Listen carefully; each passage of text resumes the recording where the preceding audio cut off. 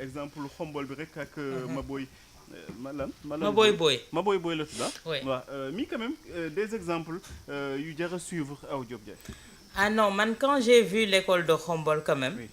euh, on ne va pas critiquer ce maire-là. Bien vrai que mi ngi bokkoon mouvance présidentielle bi fi jóge Ok kon benn la bokkoon. Benno la bokkoon. D'accord. Mais quand même, l'école pilote bi mu def à Khombol, ça doit servir d'exemple. Pape Matar lii la ñu war a xaar ci réew. Warul am parti pris ci fenn foo xamante ne fa lañ la teg nga war a jëmmal mbooloo ndax suñu nee maire askan wa nga xamante ne moom nga njaboote ñoom nga war a njëkk servir avant de servir le parti. te yaakaar naa ne exemple boobu c'est à répandre un peu partout dans le Sénégal pour qu'on ait des écoles yu mel noonu mais également Pape ñun xam nga lan mooy suñu problème au Sénégal. muy école entreprise ak feneen moo di suivi mun nga defar mbir ba mu rafet. Oui. ba mu jekk mais du am suivi pamata et Effectivement. c'est vraiment regrettable. tey ji li ñuy wax mooy doit reconstruire le Sénégalais nouveau type de Sénégalais loolu la ñu war a am tey jii pour nga xamante ne ce changement là day opérer wu sans grande difficulté. Et c'est ce qu'on attend également ci li nga xamante ne moo di corps enseignant bi corps professoral bi parce que soo xoolee bu njëkk ba suñ la daan jàngal civisme ak yi ni mel ci préscolaire nga koy tàmbalee àggali fi nga xamante ne moom moo di élémentaire bi li ni mel poursuivre la ba nga àgg secondaire. tey jii nag loolu la ñu war a indiwaat nouveau type de sénégalais citoyenneté ñu promouvoir at ko bu baax a baax ba nga xamante ne école yooyu dinañ ko mën a am pamata malheureusement bii pas Oui. on s'est pris à ça tardivement waroon na gën a mën a teel ba nga xamante ne tey am na école yoo xamante ne jusqu'à présent au niveau de la banlieue dakaroise ñi ngi dans les eaux te yaakaar naa ne loolu war nañ ko mën a changer ba nga xamante ne prochaine fois Oui. dootuñu toogati ba nga xamante ne dañ naan école des na 2 jours ñu ne ñu ngi nettoyer école yi. Oui. loolu du mën a yemb du mën a pare. dëwoon moom bu ñu ko waxee duñ ko accepter. vraiment mooy wax jooju te comme li may wax Maboy c'est vrai lu ñu war a xool la ci moom jàngee ko ci moom. Magay la tudd Magay Boy. Oui. mais également bi mu ci nekkee ba léegi doo ma ne si école ibi bi lay doog nekk maire. Qu'est-ce qui avait retardé mu am idée boobu génie boobu pour développer ça qu'est-ce qui avait tardé mais qu'importe on va pas cracher dessus dinañ ko féliciter wax ne yeneen naataango Oui, maire yi tamit nañ ci jàngee pour def loolu parce que tey jii ndongo bu jàng tey jii moom mooy doon reflet li nga xamante ne moo di suñu société ak suñu nekkin ak suñu devenir mais également j'insiste sur la citoyenneté civisme ñu gën ko inclure dans les écoles c'est bien beau d'avoir l'intégration d'autres langues mais mettre l'accent sur le civisme et la citoyenneté ça fera l'affaire. alors Mame Birame souvent maire yi dañ leen di critiquer parce que voilà li ñuy tal rek mooy nan nañuy fexe ba am revenu di jaay ay espace ak yooyu mais boo gisee kenn kuy góorgóorlu di jéem a defar école dañ koy féliciter. nga féliciter nit parce que defar na école waaw pourquoi pas. foofu lañ toll. foofu lañ toll malheureusement. foofu lañ toll parce que wax dëgg yàlla école boobu. nga xëy na nag buñ toogee ci dëkk boo xamante dañ naan la y a plus de 600 abris provisoires soo gisee kenn koo xamante ni def na ay effort ba offrir aux élèves cadre boo xamante ni dinañ fa mën a épanouir da nga koy souligner mais wax dëgg yàlla jàpp naa ne loolu moom ay détails la quoi ci loolu la ñu war a déparé avant ñuy avant ñuy wax leneen ak leneen. te tey ci suba maa ngi xëy na foofu. sama micro bi normal. si. donc bu nekkee foofu xëy na kooku am na ay effort yu mu fa def tey ci suba maa ngi publier benn article ci lycée bu nekk fële ca Malika ñuy expliquer ne professeurs yi dañoo gedd la rentrée puisque nee nañu conditions yi nga xamante ne nii ñu ngi koy jàngalee foofu mënatuñu ko accepter ñuy wax ne pour 27 classes y a que 12 salles. dañuy obligé dem ba ci mairie Malika ba ci salle de théâtre bi pour def foofu cours. dañu dem sax ba benn instant yenn enseignants yi ne dootuñu déplacé wul dem ci mairie ba pour jàngale. léegi ne état bi jël ses responsabilités. njàng nag yaakaar naa ne dinañu wax ne secteur yu ne jar na investissement mais dafa rawati njàng souvent dama koy wax Sénégal ak Corée du Sud en 1960 daanaka ñoo yemoon même pays bee la woon mais bu ñu demee tey jii nii ba Corée nekk ci puissance économique yu gën a mag ci àdduna bi di defar ay téléphone di defar leneen ak leneen c'est parce que effectivement dañoo investir xaalis bu bare ci wàllum njàng ni parce que xam nañu ne boo bëggee defar avenir il faut nga suuxat ko dès à présent ci njàng moo xamante ne nii da nga koy teg ci qualité. Malheureusement nag Sénégal déjà bu ñu la waxee ne abri provisoire c'est jusqu'à présent une réalité ba bu yàggul dara sax bi ñuy inauguré le stade Abdoulaye Wade la ñu ngi wane tout juste à côté benn abri provisoire donc mu leer na la ne ñii nga xamante ni ñoom ñoo ñu jiite seeni priorité njàng mi daanaka bokku ci. Mais Mame Birame, comment expliquer 40% du budget national octroyé à l'éducation nationale? waaw loolu lañ daan wax au temps de loolu yaakaar naa ne FMI ak Banque mondiale fexe nañ ba mu wàññeeku bu baax a baax parce que xaalis bi ñu daan investir foofu yëpp à un moment neexu leen ñu fexe di pousser état bi parce que soo seetloo dafay am benn genre privatisation boo xamante ni kenn waxu ko c'est comme si quelque part dañuy nasaxal l'école publique pour que nit ñi dem ci école privée yi. soo demee à l'université tey da ngay gis ay licence master yu bëri yoo xamante ni ay professeurs yu nekk foofu ñoo ko fa créé. mais mu nekk une formation payante effectivement ci biir université publique.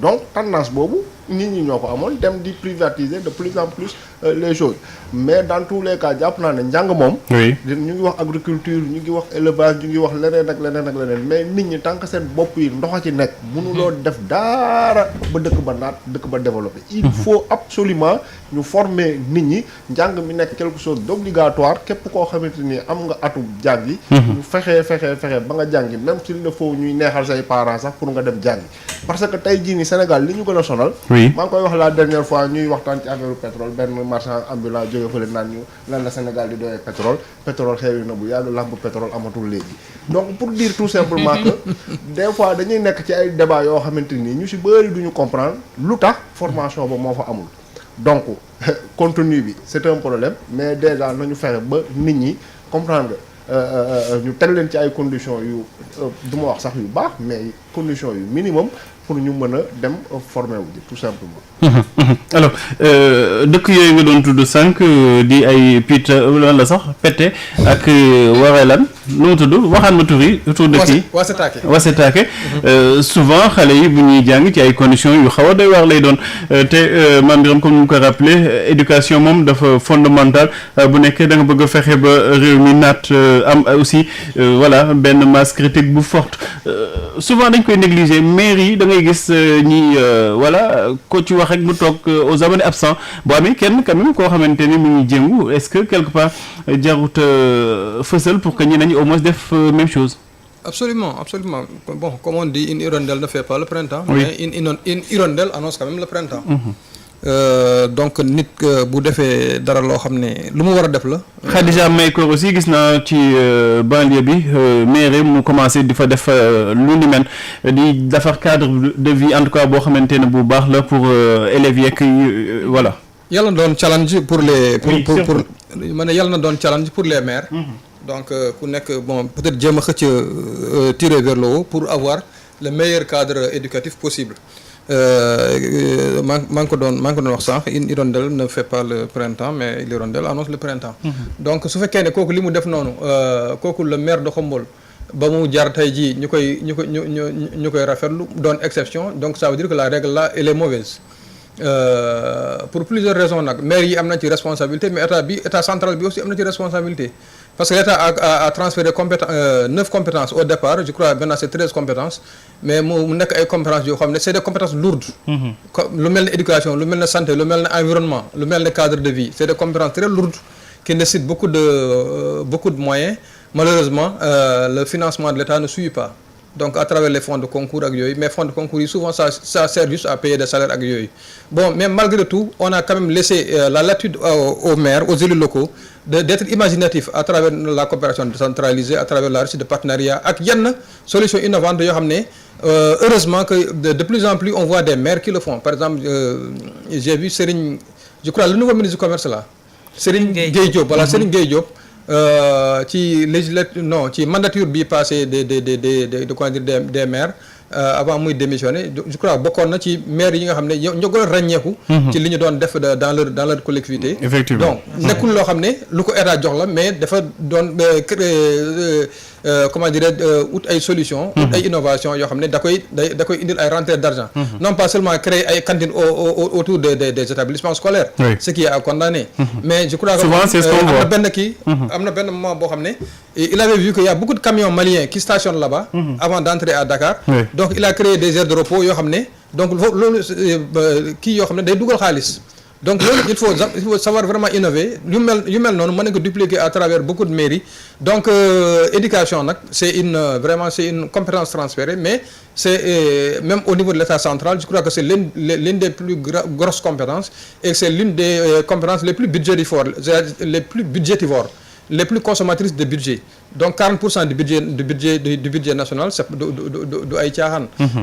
Mais souvent Ibrahima ci ay fonctionnement ak ay salaire rek yooyu lay dugg. salaire enseignant yi kay. Oui. waaw effectivement parce que aussi on a une masse salariale bu xaw a Plus de 100 et quelques mille. waaw bon parce que boo seetloo fonction publique je crois que le plus gros de la troupe ay enseignants lañu.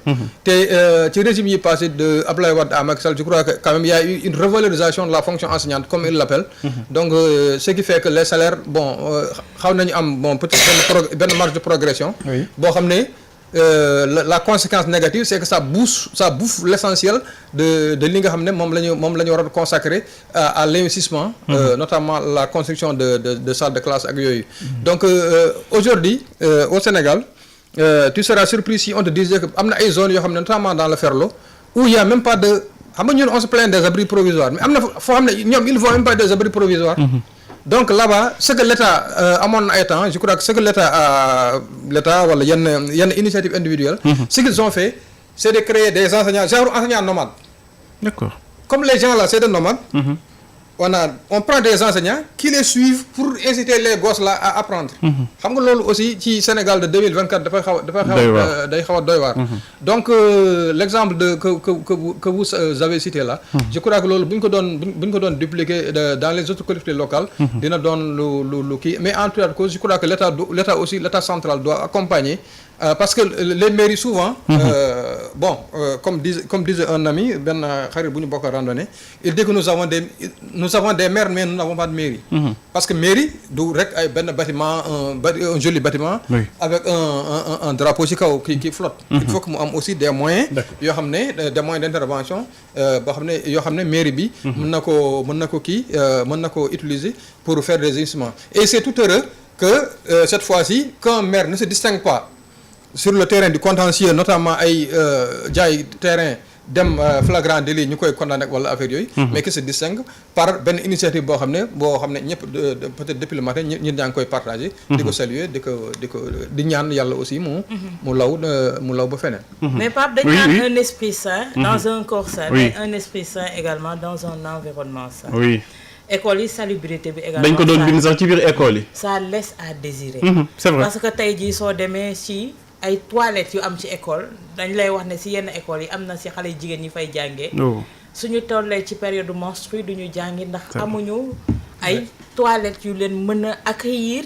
Convenablement tey jii damay jël exemple. loolu la fi Mimi Touré waxoon bay inauguré jaay toilette de. Mais maam. xam nga il faut nga nekk jigéen di dund yenn yi pour mën ko xam. Besoin yi nga xamante ne da nga koy soxla soo tolloo ci période boobu. Tey je vais prendre l'exemple de lycée bi nga xamante ne tey man moo ma tàggat ba ma yem fi mooy lycée des jeunes filles John Fitzgerald Kennedy. Oui, Kennedy. Tey soo toogee ñu ne la amuñu ndox. Toilette bu amul ndox naka lay mel salubrité bi ci war a am. Te ni mu nekkee ci lycée John Fitzgerald Kennedy noonu la nekkee un peu partout. Dans toutes les écoles. COSYDEP bu ma juumal def na benn jàngat di wax que ni 40% des établissements scolaires au Sénégal amuñu point d'eau. mi ngi noonu dafa bëri. Oui. dafa bëri donc loolu tamit il faut que ñu remédier ci xool naka la ñuy def bu fekkee ne tey c'est les municipalités ñoom ñooy jël facture doowu école yi.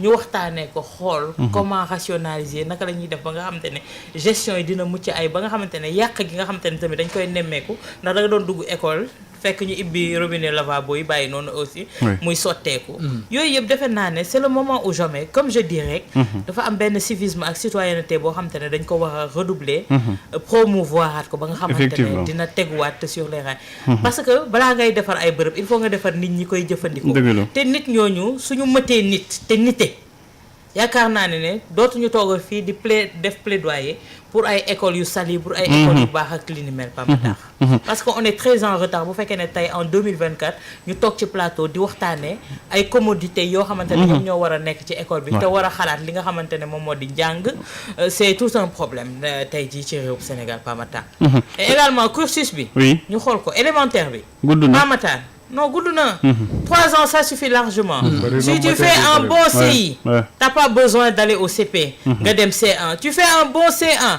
t'as pas besoin d'aller au C2 mooy classe intermédiaire les ñu classes génne leen ci. intermédiaires il faut parce que tey jii tu bourres les élèves di leen jàngal loo xamante ne wax dëgg neex yàlla c'est révolu ay désert ay musique ak. waaw c'est révolu quoi tey jii mën nañ leen élémentaire bi ñu condensé ko ba nga xamante ne tey mën nañ ko condensé en même collège aussi ñu condensé ko années, mais collège également suñu demee foofu mu def collège boo xamante ne dañ ciy boole waale li nga xamante ne moo di formation yi parce que tey jii tu vas en Europe il y a des collèges yoo xamante ne tey dañ naan kii menuiserie la bëgg suivre collège professionnel. kii mécanique la bëgg suivre kii bâtiment la bëgg suivre mais Pape Matar dès que tu sors de ces collèges-là, tu es opérationnel, tu es Effectivement. fonctionnel. Et on doit arriver à ce stade-là parce qu'on est très en retard D'accord. par rapport ak li nga xamante ne moo di suñu développement éducatif. En tout cas ministre sax bi yore wàllum force lu mu tudd armée moom lu mu tudd encore le général Birame Diop. Birame Diop waaw gis naa ko fële mu dem Kër Massar ci lycée Jaxaay bi nga xamante ni quasiment dañ ko abandonné woon mu dindi mbalit beek yooyu pour xale yi mën a jàngi loolu moom wax dëgg yàlla dañ koy saluer bu baax a baax mbër yi nga xamante ni aussi ci école yi oui mbër yi nga xamante ni ci école yi nañuy aussi entraîner war nañu mën a quand même jël seen millions yi dugal ko ci école yi defar ko parce que aussi école yi nañ mën a non tàggatee nañ dem géej buñ jéem a jox booy envie dem ba doon mbër quoi. mais non seen quelque wecc bi ñuy jël comme fa nañ amee xaalis ba war nañu mën a au moins def responsabilité